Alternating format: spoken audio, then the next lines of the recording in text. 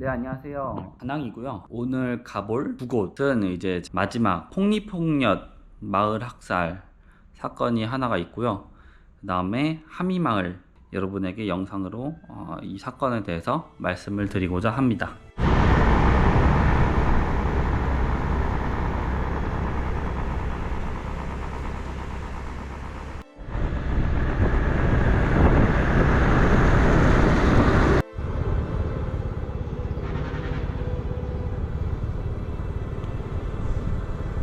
저기인 것 같습니다.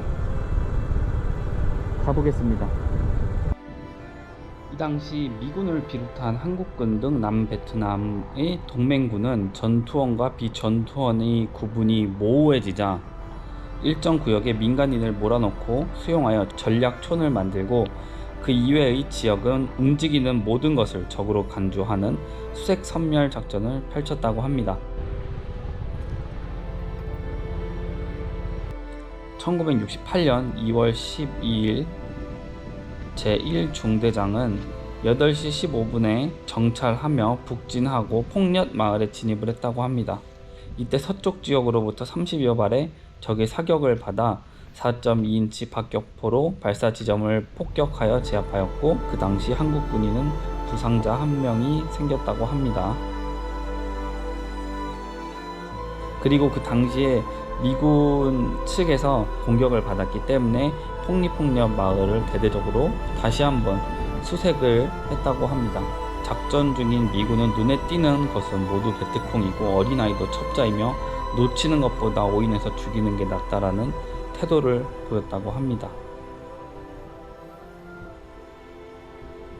전쟁이라는 것은 내가 적을 죽이지 않으면 적으로부터 내가 죽임을 당하는 게 전쟁의 그런 실 상황이기 때문에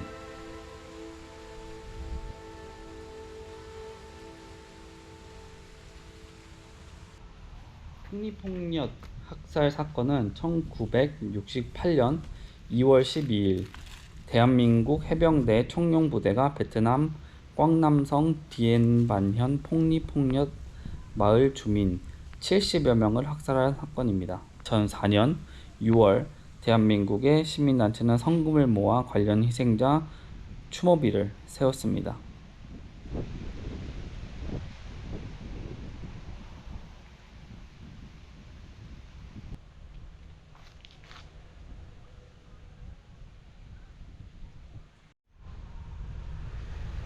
이 논밭에서 그런 학살 사건이 일어난 거라고 합니다.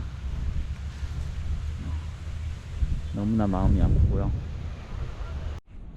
하미마을 학살 사건은 1968년 2월 22일 대한민국 해병대 소속의 청룡부대가 베트남 꽝남성 디엔반현에 위치한 하미마을의 비무장 민간인 135명을 학살하고 감해장했다고 추정하는 사건입니다.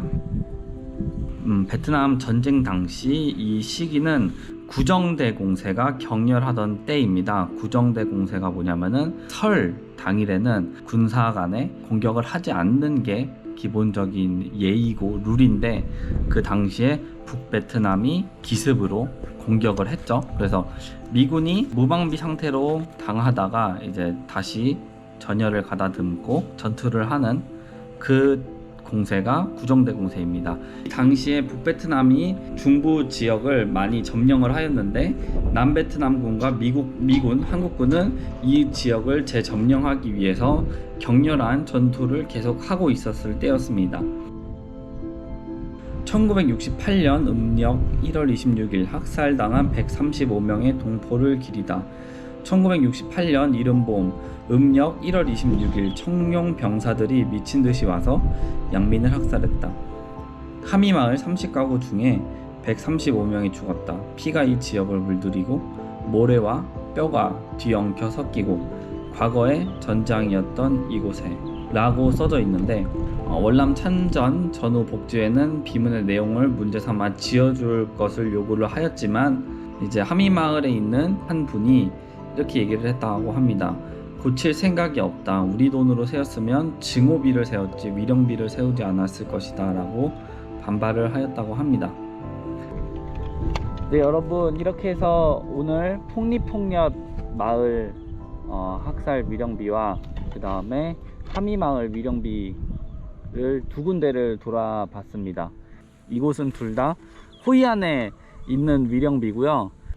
너무나 마음이 아프고요. 다시는 이런 일이 벌어지지 않았으면 좋겠습니다. 이런 역사에 대해서 한 번 더 생각을 하고, 그 당시 시대 배경을 보면 대한민국이 파병을 안 할 수 없는 조건이었어요. 왜냐하면 대한민국은 그 당시에 돈이 없었고, 박정희 대통령은 이제 미국의 파견 요청에 따라서 달러를 받는 조건으로 한국 군인들을 이제 파견을 하게 됐고요. 그로 인해서 한국은 엄청난 달러를 받게 되었고, 지금의 대한민국이 만들어지기에 한 몫을 했다고 생각을 합니다. 결국에는 돈 때문이죠. 정말 돈이 뭐라고. 그렇습니다. 지금 나도 돈이 없지. 이렇게 비가 오네요.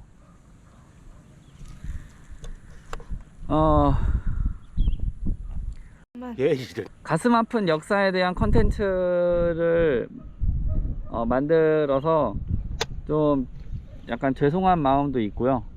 하지만 이 컨텐츠는 제 개인적으로도 좀 중요하다고 생각이 들었기 때문에 만들게 되었으니까 그 부분에 대해서 이해해 주시길 바랍니다. 영상을 봐주셔서 정말 감사드리고요. 다음에는 재밌는 컨텐츠로 찾아뵙도록 하겠습니다. 감사합니다.